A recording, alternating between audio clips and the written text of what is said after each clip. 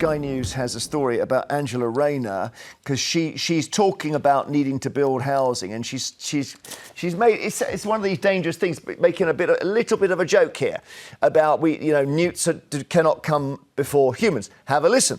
We can't have a situation where a newt's more protected than people who desperately need housing. What we need is a process which says protect the nature and wildlife, but not at the expense of us building the houses we need. We could do both.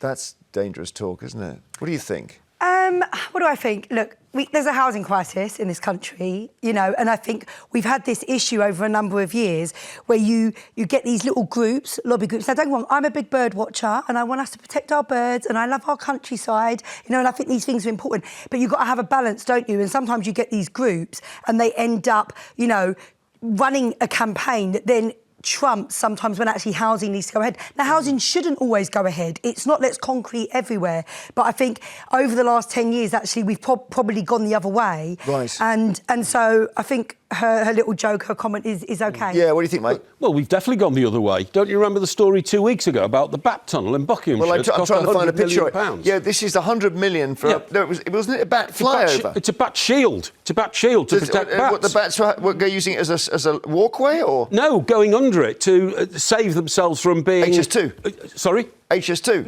Yeah, that's right, yeah. I thought it was over. No, it's a bat shield to protect where the bats live, But listen, if I can't understand how it works, how are bats supposed to? Well, they're not supposed to. I would concrete over every location that's got newts in it in this country, because newts, we don't need them. We just don't need newts, right? I'm not here to campaign for newts, just so you know. No, I know.